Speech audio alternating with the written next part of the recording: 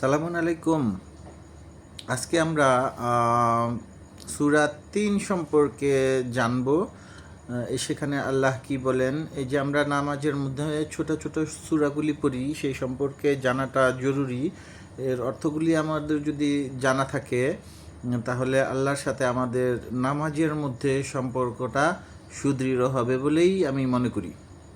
আসেন আমরা সূরা ৩টা পড়ি। বিসমিল্লাহির রহমানির রহিম। ওয়াত্তিনি ওয়াজ্জাইতুন। এখানে আল্লাহ শপথ নিচ্ছেন তিন ও জাইতুনের ফলের, যেটা ফিলিস্তিন ও সিরিয়া এলাকায় জন্মে, যেই স্থান বহু নবী রাসূলদের স্মৃতিতে ধন্য। ওয়াতুরে সিনিন। সিনিন পর্বতমালার তুর পর্বতের পাহাড়ের শপথ আল্লাহ নিচ্ছেন। ওয়াহাজাল বালাদিল আমিন। এবং নিরাপদ শহর, যেটাকে আমরা মক্কা নামে চিনি, সেই শহরের শপথ আল্লাহ নিচ্ছেন, যেই মক্কা নগরীতে কাবা প্রতিষ্ঠিত, যেটা হজরত ইব্রাহিম আলাইসাল্লামে ইসমাইল আলাইসাল্লাম প্রতিষ্ঠা করেন, পুনর্নির্মাণ করেন। লাকাদ খালাকনাল ইনসানা ফি আহসানি তাকওয়িম। আল্লাহ বলেন, এত কিছুর শপথ নিয়ে আল্লাহ বলছেন যে আমি মানুষকে সুন্দরতম আকৃতিতে সৃষ্টি করেছি। শুধু আকৃতি নয়, সুন্দরতম বুদ্ধি, মেধা এবং জ্ঞান দিয়ে আল্লাহ মানুষকে সৃষ্টি করেছেন। সুম্মা রাদাদনাহু আসফালা সাফিলিন।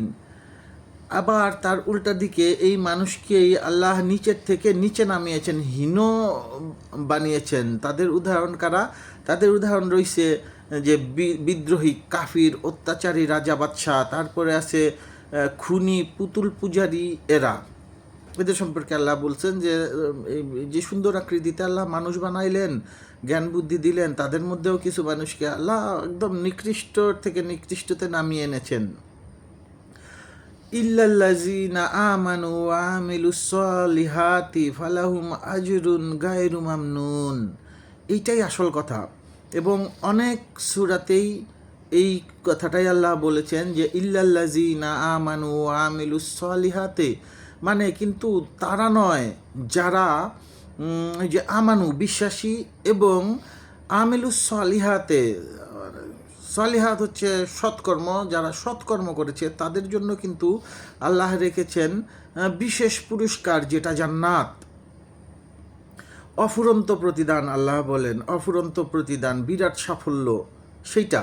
ইল্লাল্লাযীনা আমানু ওয়া আমিলুস সলিহাতি ফালাহুম আজরুন গায়রু মামনুন। তাদের জন্য রয়েছে বিশেষ প্রতিদান, অফুরন্ত সাফল্য।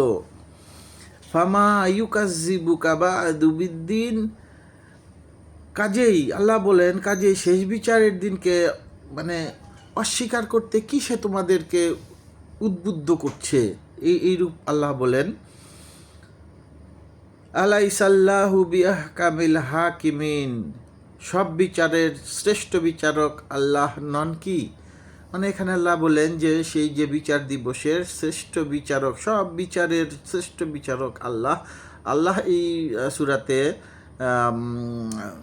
৩ এবং জয়তুনের শপথ নিলেন, তুর পর্বতের শপথ নিলেন এবং মক্কা নগরীর শপথ নিলেন। এই শপথগুলি নিয়ে আল্লাহ বললেন যে আমি মানুষকে কি সর্বশ্রেষ্ঠভাবে তৈরি করেছি, সর্বশ্রেষ্ঠ আকৃতিতে, সর্বশ্রেষ্ঠ বুদ্ধিমত্তায় তৈরি করেছি। আবার এদের মধ্যে কিছু মানুষকে আমি নিকৃষ্টতমভাবে তৈরি করছি, নিচের থেকে নিচের দিকে নামিয়ে এনেছি।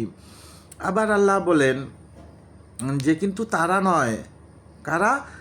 যারা ইল্লাল্লাযীনা আমানু ওয়া আমিলুস সলিহাতে, যারা আমানু বিশ্বাসী এবং আমিলুস সলিহাতে যারা সৎকর্ম সম্পাদন করে, তাদের জন্য আল্লাহ রেখেছেন অফুরন্ত প্রতিদান, বিশেষ পুরস্কার। আর সেই পুরস্কারটা হচ্ছে জান্নাত।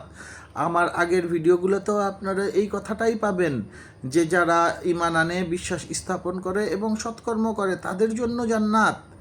তারপরে আবার আল্লাহ বলেন যে তাইলে এই যে আমি সুন্দর আকৃতিতে সৃষ্টি করেছি, এই যে আল্লাহ শপথ করলেন, তারপরে বললেন যে কিছু মানুষ অতিহীন, তারপরে আবার বললেন যে এদের মধ্যে যারা আবার সৎকর্ম সম্পাদন করে আর ঈমান আনে, তাদের জন্য কিন্তু রয়েছে বিশেষ পুরস্কার। তাইলে কিসে তোমাদেরকে কিয়ামতের দিবস থেকে কিয়ামতের দিবসের স্মরণ থেকে দূরে রাখতেছে। কিসে, কেন? হ্যাঁ, আল্লাহ কি বিচারকদের মধ্যে সর্বশ্রেষ্ঠ বিচারক নন?